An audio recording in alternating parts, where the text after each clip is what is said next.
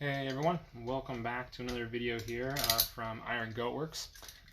If you're tuning in, thank you first off. If you're going to watch this after the fact, still thank you for taking time to watch the video, which probably means once again you've gone through everything on Hulu right now and you're looking for a new crime drama, and in the meantime, you're here. I'll take it. Today, I'm going to go ahead and try and make a kind of skull pattern similar to this guy here. This is the smaller one of the two. So this guy's plans was actually only just one paper instead of two. So I'm hoping this one here is actually pretty nice in size. But still, really fun, really cool project just to make. It doesn't take a ton of leather to do. I've already gone ahead, cut out everything, and I already went ahead and punched all the sew points that I need to worry about. From now, let's see, yeah, so right now I'm going to go ahead and do the thing that I really don't enjoy the most, which is cutting it out. If you can't tell, I'm trying a new angle here. Why ensure takes, why not? Yeah, hopefully you can see this. If you got any questions, comments, anything, just coming in just to pop in for a minute, appreciate it. But yeah, so I don't have any particular order in which I'm going to cut these out in. Literally just kind of getting what I need to out of it here. So in the last video I kind of talked tool-wise a lot about the different stuff that I'm using, or just kind of the ins and outs of what I know and don't know right now. What's up, guys? Hey, Byron. What's going on, Brown? So the leather I'm actually cutting on is a leather called Veggie Tan. And it wasn't until I kind of got a little deeper into leathercraft that I really started to figure out what the differences in quality leathers were. So as far as Veggie Tan goes, so Veggie Tan's literally the normal hide you're going to see coming off of an animal. It has been tanned, obviously, with vegetable compounds and different things. It takes about 30 days to make. So vegetable tan leather generally is going to be a more prized, a little bit tougher, more rigid leather to work with. It's going to be something that over time you're going to really start to see it take on different hues of color. That's what's really going to weather it really well. And with that, there's three different real cuts of Veggie Tan. So you have, and if I am wrong, someone please correct me, you have the full grain, which is the very top layer of the cut, which is going to be the best. It's most compacted, it's the thickest, just higher quality. From there, you go one layer down, which is going to be your top leather. And that guy, still really good quality, just a little cheaper. You can definitely kind of see it when you're looking at some of the strands and stuff, when you cut this guy open and you just kind of play with it. You can definitely tell a difference in some of the leather.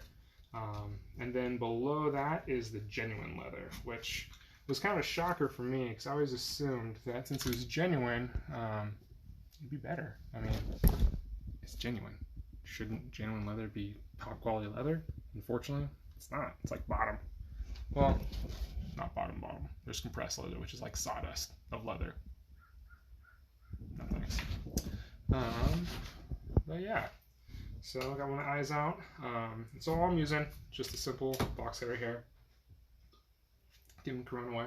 Yeah, I'm just going through and just kind of cutting it.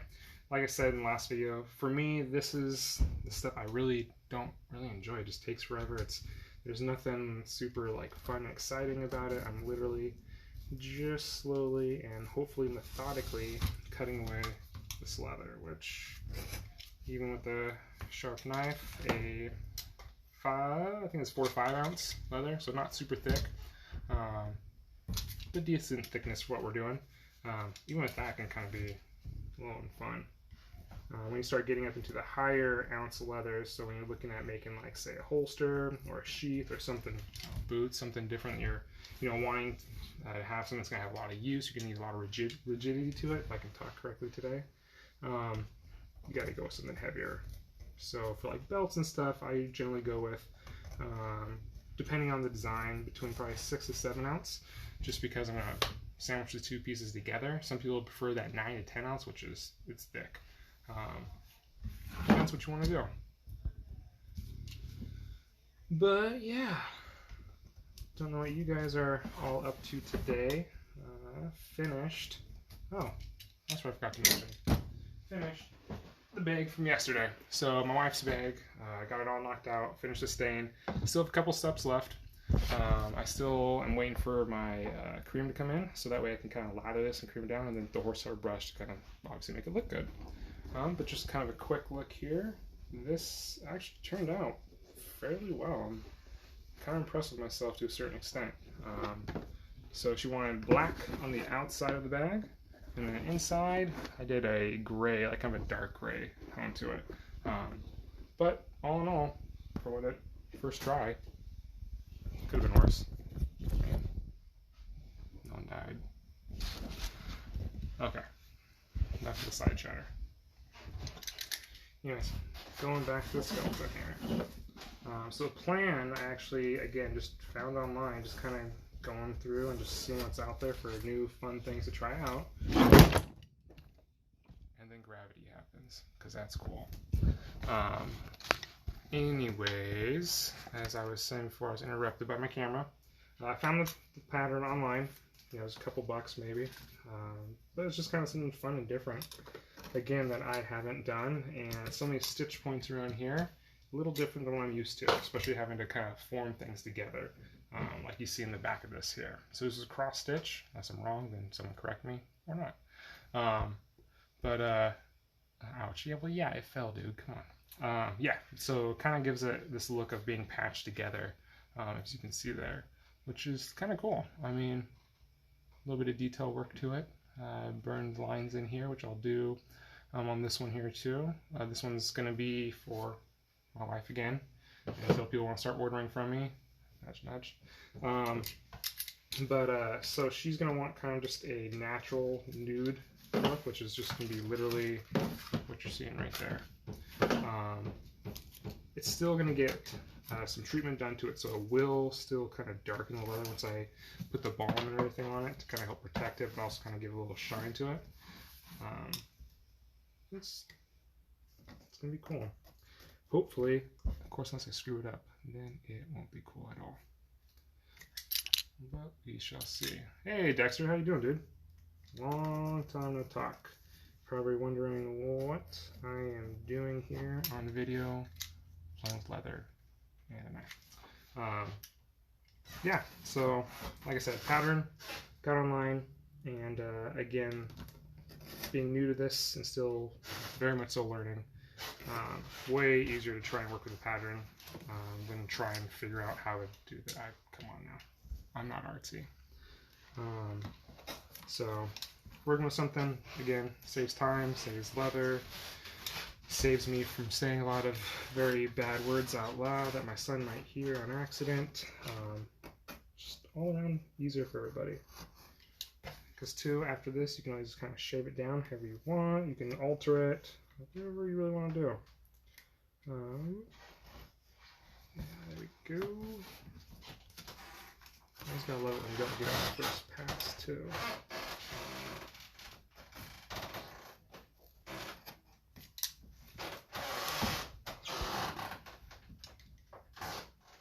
You need a new seat.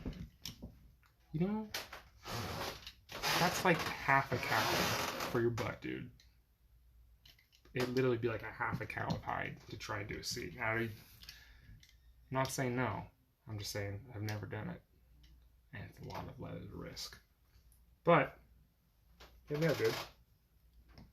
It just depends on what you're looking for, dimensions, and or if I feel like I can do it or not. So, I do at some point want to redo a seat for one of my motorcycles. That's still not going, but we'll get to that, you know, in time, in the next 3 years or so at some point. I'll totally get back to those motorcycles. Maybe pay for them by doing this. Who knows? But, so yeah, so cutting through this, just super time consuming. Like I said, is my least favorite part of leather work. And whenever I do get a few better tools, it should hopefully make this a little easier and also hopefully make me a little more accurate with some of these cuts here. It's just, there we go.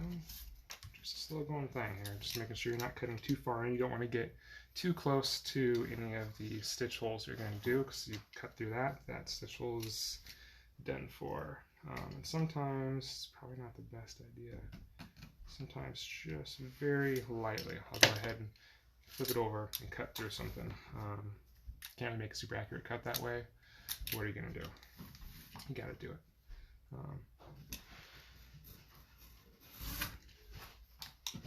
This nice one's just nice and quick. There's no crazy angles. Let's see here. And he's back. At some point, I appreciate it, Dexter. At some point, I'm going to go on YouTube. Gotta figure out how to do all that. Because what I'd like to do, or at least the long-term intention of this, besides just making leather and hopefully making cool stuff, is at some point just go ahead and be able to make some kind of just videos to it. I'm thinking time-lapse, preferably not me talking because I ramble a lot and say a lot or a lot. Yeah, every other word for me sometimes. So we'll see. We'll see what I end up doing with everything.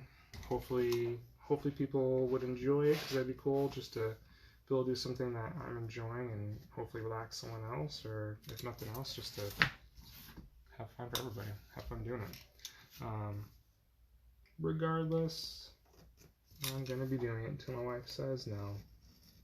So we'll see. Again, making a nice, slow, precise cut isn't always the easiest thing with leather. But, you know, what are you going to do? So what are you guys up to here? Anything fun going on in your neck of the woods? Wherever that may be. So you can kind of see some rough spots around here on the edges and stuff like that. You could sit there and kind of finesse it and really try and make everything as symmetrical as possible. But what I'm going to be doing later anyways is kind of a two-part process. So one, obviously I'll kind of go through anything that's sticking out real bad. I'll get it. But when I burnish the edge, so burnish it essentially once you go ahead and coat it with whatever you're going to treat it with, be it a balm, a cream or something, you do what's called burnishing. And essentially it's literally just rubbing the edges like this. Don't get too excited. Rubbing the edges like this, and what it does kind of hardens the outer side, which obviously protects it for weathering purposes, but kind of gives it a really nice, more defined look. And as I look around my shop right now, I don't have anything to really kind of showcase that on me. My bad. We'll see when I'm done. But as long as that kernel doesn't overflow because I just slammed it down. Cool. So now we're going to go on to the next leaf here. Hey everybody, thanks for multiple people stopping in here. So, got through the cheek side, except I still have this little pain to get through. Just going to go for larger swaths, just to kind of get some more done in this video here.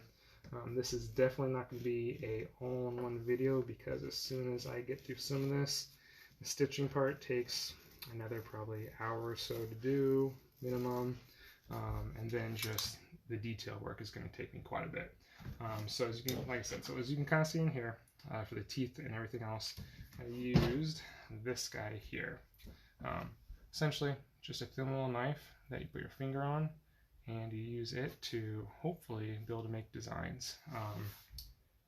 Kind of did it, first time trying it, not the best knife. You know, I'm not buying a $30 tool, it's a $7 tool. So you can definitely tell a difference in it, but that's what's going to help give us those markings and have them really stand out. So that way, when it's already in there, when I go to actually burn it with a just standard wood burner or anything else, it will kind of already have that crease. So it'll give it a lot more dimension when you're looking into it right there. So yeah, it kind of just gives you a little separation, if you can see it. A little more, a little oomph, you know, it gives it something. Yeah. So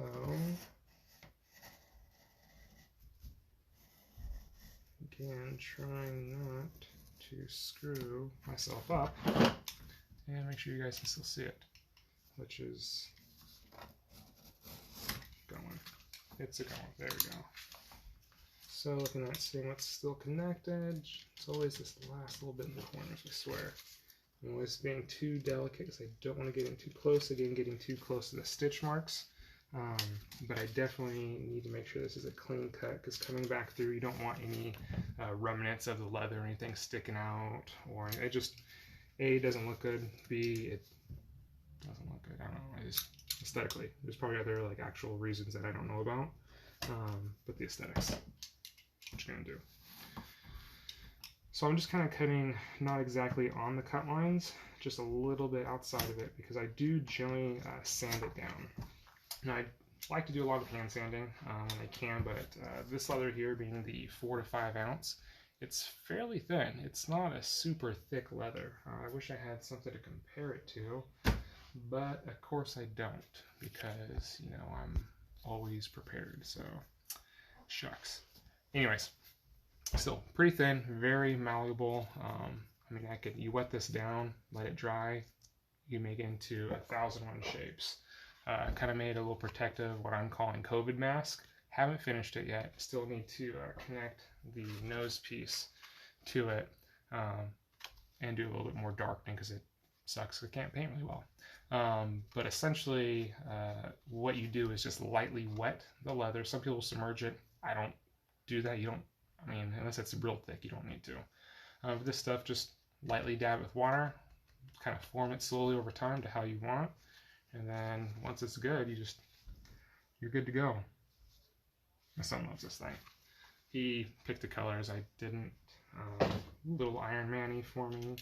I don't think it was intended that way, but hey, little dude's got his own style. Good for him.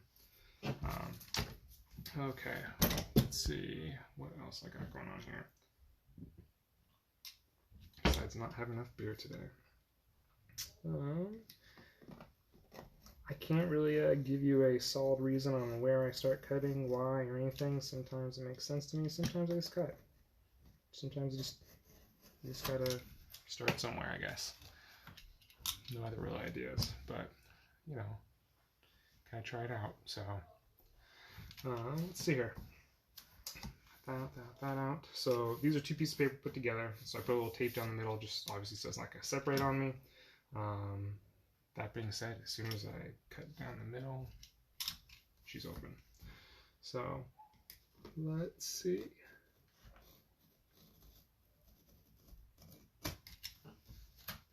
Yep. So simply pulling, so you can kind of see what I was talking about earlier on if you haven't made a very clean cut, if there's still some of this pulling up here. If you try to pull it, you're going to get all this fraying right here. Yeah, it's right in there. You can get a whole bunch of fraying in there. Again, you're just pulling stuff apart. It doesn't look as clean or as nice. You're not getting a really quality product. And sometimes it's as simple as just going one more pass through. Got a little bit of leather there. It's a satisfying sound, isn't it? I think so. Just nice clean cut. Very satisfying. Okay, so now we're going into scarier area here. Getting closer to my cut line. Pass through. After a little bit, you can literally hear it and feel, yeah, feel like you did not go all the way through. It's kind of almost got a, like a click, like you put it through, just you feel it punch through. It's kind of nice. So, like I said, sometimes you just want to hear that, just nice, simple, coming into something. Okay, you can see a couple more people just popped on here. What's going on? Obviously, if you're just kind of popping in, you're probably wondering what I'm doing, why I'm doing it, why I'm wearing a Hawaiian shirt. Hawaiian shirt, no other real reason, just COVID, it's hot. No one else is going to really see me besides my wife, so I'm wearing a Hawaiian shirt. What I'm doing here, though, is cutting out a skull. It's going to be something similar to this guy here. This one I did about 2 days ago, just testing it out, just to see how I could do it, what it's going to look like. But this one's half the size of this guy. Little baby, it's going to be like an adolescent skull. swear it's not demented. But, so cutting everything out now. After that, the next stage is going to be kind of just making sure everything looks good. So sanding all the points that I need to. And for everybody who has watched the video in its entirety, you've probably heard me say that 10 times now. Sorry, with no one else talking. Gotta get my own banter going. Yeah, so cutting through.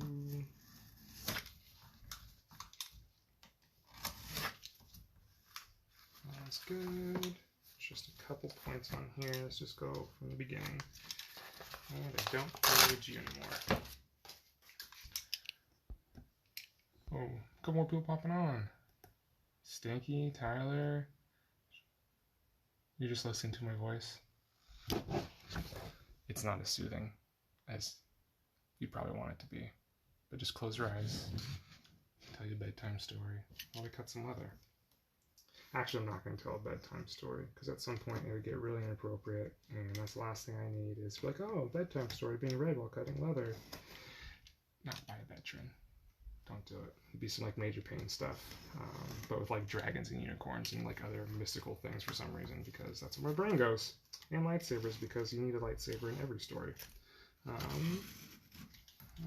let's see. Just hanging on by just a little bit. Cut. I generally try to save in my bigger pieces, just because at some point you never know what you're going to need it for. It might be a circle punch that big. It might be something bigger. Just don't want to waste leather. So for me, I have a little scrap bin I just kind of keep over in the corner that I'll just kind of toss everything into, and when I need just a small little piece, maybe something for a bag, or maybe it's just one little thing that I just want to have, like one little standout piece. I'm not going to necessarily stain or finish the same way, so that way I can go ahead and at some point hopefully get a logo that I can actually go ahead and stamp, burn, or engrave on my work.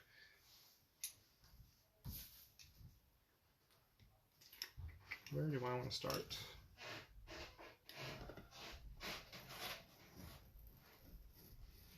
By all means, if you guys have any questions, comments, ask me what I'm doing with my life, if I've gone crazy and just started playing with skin.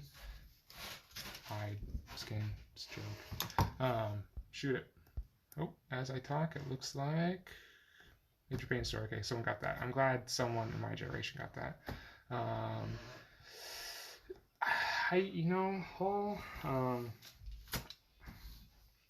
If you'll buy it, I'll read the book. I'm super dyslexic, so it's going to take way longer than it needs to. I'll read that book, man. Whatever you need. I gotcha. That's one thing I do not like for it moving on me here. Because I've got a little excess I still need to get to. So, just so I'm not losing my spot and having things kind of walk on me, just take a second. Put a little masking tape on the edge here so I don't lose it. It's not going to prevent it entirely, but it's going to at least help a little bit. And some days I'll take a little bit. Well, I'll take whatever I can get some days. Especially when I'm doing this stuff. Okay. So, cutting in through here. Let's see. If you guys got any ideas or anything, like I said in my last video, that you'd like to see me make, just interesting things, ideas maybe you're looking for, or just you'd like to just see if I can do it, send them over, depending on what it is, depending on the leather, and if it's something I just want to do. Never know. Done a couple of knife sheaths. I still need to do another knife sheath for a Nessmook. I'm just gonna go with that. Essentially, just another knife I got, and then also for my axe sheath, I need to make that guy on the kind of like hilt cap or whatever you call it, for the top of it, kind of holding it all together. But then I get sidetracked really easy and find other fun things to do, like make skulls and samurai-ish masks or Oni masks, whatever you want to go with. And of course, getting this guy finished here in about half a day for my wife. you know, just different things. You gotta have fun. Okay, where are we? Yes, the bottom here.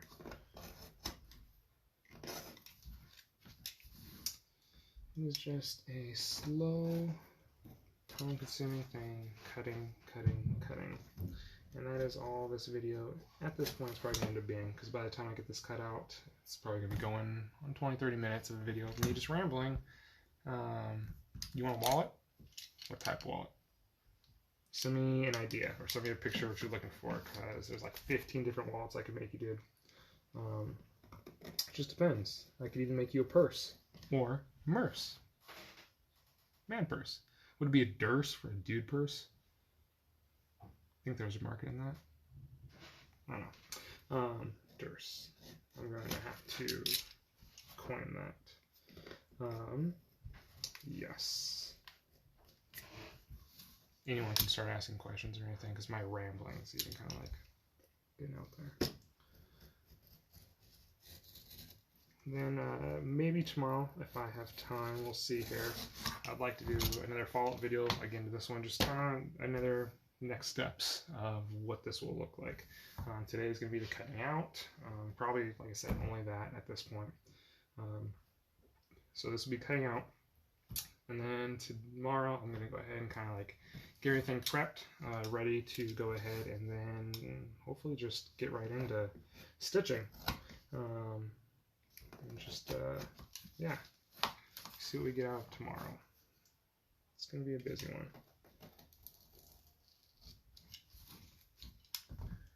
Let's see. Hey, Colton, thanks for coming in again. Well, again, Stinky, you gotta tell me, man, like purse type, size. Is she looking for like a tote, something like this, something kind of large, or is she looking for literally like a handbag? Again, if you guys are looking for something, I'm just kind of curious if I can make it, what my pricing would be, timeline on work. Let me know. I'm willing to kind of figure out some plans and try and make something really custom, something very unique for you. You just gotta let me know what you're working with and what you're looking for. It can't be that hard. If I can make one, like literally, just because I thought about it for a while, and for it not to be terrible, I could probably do a good one. And again, like I said, with the tote for my wife, it turned out fairly well for the first time doing something anywhere near that big. Excuse me.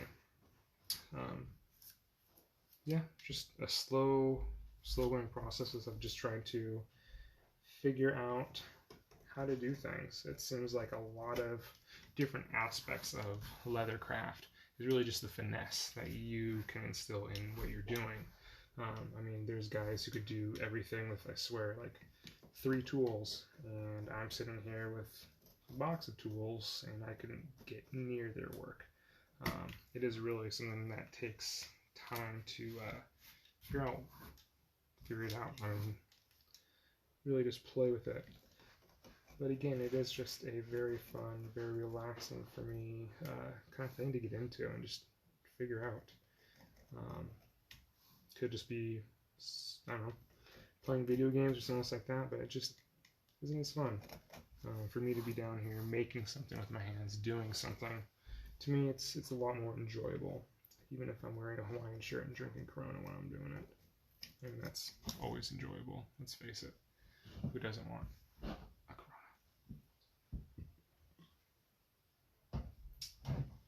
Corona? Yeah, so then tomorrow too, I'll go ahead, assuming I got time, and go ahead and do all these little markings in here and kind of show you what this little guy can do, because it is all on you.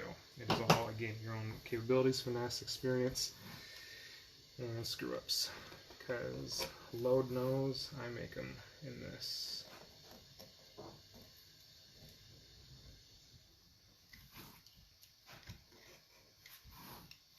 So we're at...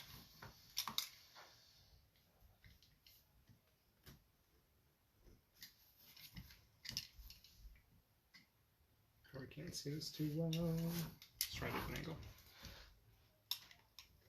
Okay, get that one out.